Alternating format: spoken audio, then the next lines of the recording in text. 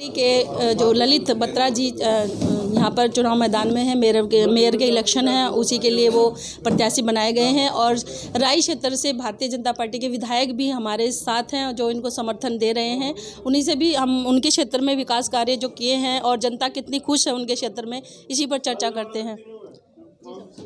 काफ़ी आपने काम किया है, मैंने पता किया है, काफ़ी आज वगैरह सब किया। आपने बताइए और आगे क्या करेंगे जनता के लिए? आज विधायक बने हुए 1 साल से ऊपर का समय हुआ है और 1 साल में बहुत सारे विकास के काम हुए हैं। आज सोनीपत में मेयर के लिए चुनाव है, नगर निगम के लिए चुनाव है। आप इस चुनाव में आए हैं, आपके चैनल का आपका मैं स्वागत करता हूं। और आज चुनाव का वातावरण है। इसमें जो काम हमारी सरकार ने किए हैं, 6 वर्ष का शासन जो भारतीय जनता पार्टी का रहा है, इसमें सड़कों से लेके पानी के पीने की व्यवस्था, हॉस्पिटल की व्यवस्था, स्कूलों का सौंदर्यीकरण, पार्क का निर्माण, रेलवे स्टेशन को अच्छा बनाना और पहली बार नगर निगम का चुनाव हो रहा है। ये स्मार्ट सिटी बने। सोनीपत एक ऐतिहासिक नगर है। महाभारत कालीन के समय का ये सोनीपत ज़िला है, इसकी एक पहचान बने। और यहाँ इस सोनीपत ज़िले से 6 नेशनल हाईवे गुजरते हैं। दिल्ली के नज़दीक है, उत्तर प्रदेश की सीमा लगती है। विकास के बहुत यहाँ अभी होना है।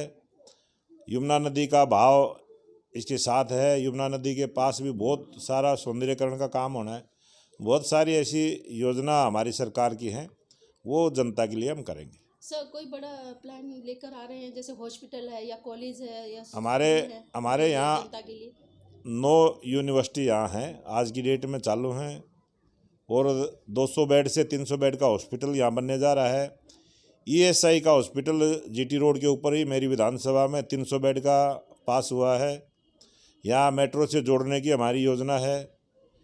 और बहुत बड़ी झील सोनीपत, यहाँ बहुत सारे खाने पीने के ढाबे हैं। बहुत एक बड़ा कारोबार GT रोड पर है। लोग दिल्ली से खाना खाने सोनीपत आते हैं, उनको घूमने फिरने के लिए यहाँ एक झील विकसित हो।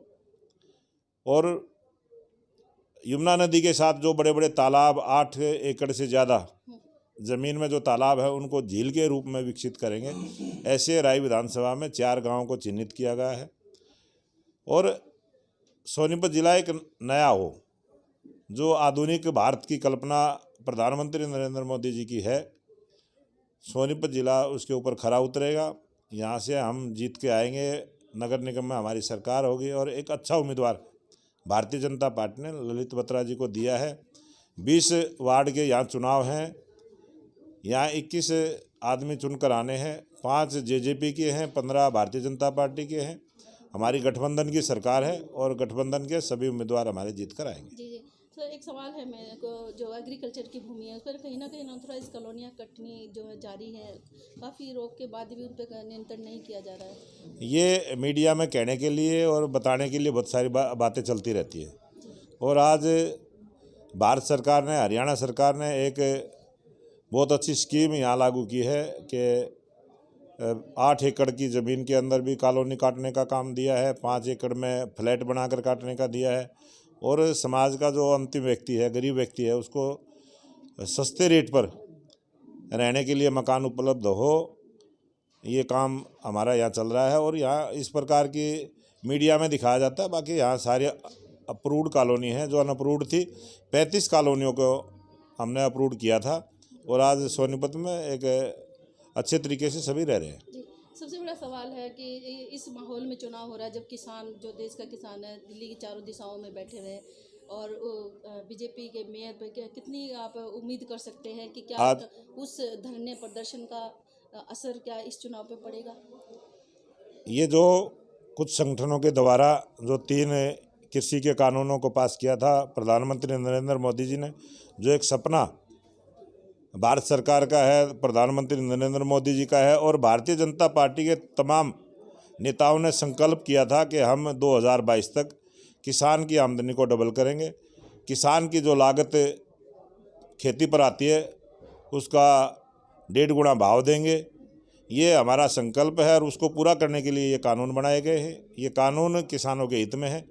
कुछ लोगों ने इस कानून के मार्फत राजनीति करने का काम किया है और आपके चैनल के माध्यम से भी, अखबारों के माध्यम से भी भारत सरकार ने बात की है। उनके तीनों कानूनों के अंदर जो संशोधन करने की बात थी, सरकार ने उनको स्वीकार किया है और मैं भारत सरकार का धन्यवाद करता हूं कि उन्होंने इन तीनों कानूनों में संशोधन किया है। और एक धन्यवाद करता हूं कि एमएसपी जारी रहेगी। एमएसपी की लिखकर आश्वासन जो भारत सरकार ने दिया है और मंडियां भी इसी प्रकार से चलती रहेंगी, ये भी लिखित में आश्वासन भारत सरकार ने दिया है। इसके लिए भी मैं धन्यवाद करता हूं। और आज जो किसान संगठन अपनी जिद पर अड़े हुए हैं, उनसे अपील करना चाहता हूं कि अपनी जिद को छोड़कर, जहां भाजपा पर आज पूरी दुनिया को भरोसा है, आज प्रधानमंत्री नरेंद्र मोदी जी के बात पर पूरी दुनिया के देशों को भरोसा है और अनेक देशों ने अपील भी की है। यहाँ भारतवर्ष के अनेक संगठनों ने, किसान संगठनों ने इस बिल में जो संशोधन किए हैं उसका समर्थन किया है।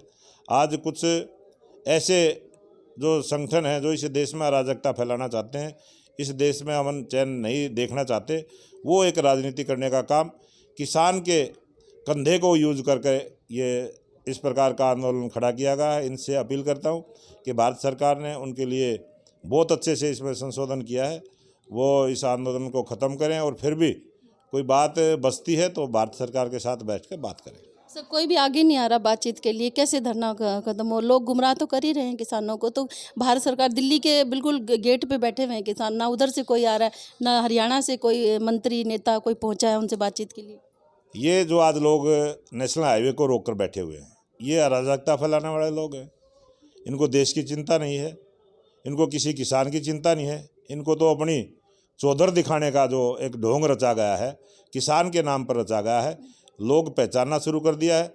अगर आप वहाँ जाएंगे, कुंडली है, शेरसा है, जाटी है, खुरुमपुर है, मनोली है, जो आसपास के गांव के लोग हैं, प्याऊ मनियारी है, कितने तंग हैं। यहाँ फैक्ट्री वाले उनसे तंग हैं, उनके कारोबार बंद हो रहे हैं। यहाँ गांव में जो है बहुत बुरा हाल है। इनके आंदोलन की वजह से आज 20 दिन से आसपास के लोग इनके जो कष्ट को झेल रहे हैं, उसको देखते हुए इन्होंने अपने घर को वापस चले जाना चाहिए। ये थे क्षेत्रीय राई के क्षेत्रीय विधायक जो बता रहे थे किसानों को गुमराह किया जाए है और जो सरकार ने कानून बनाया है वो किसानों के हित में है।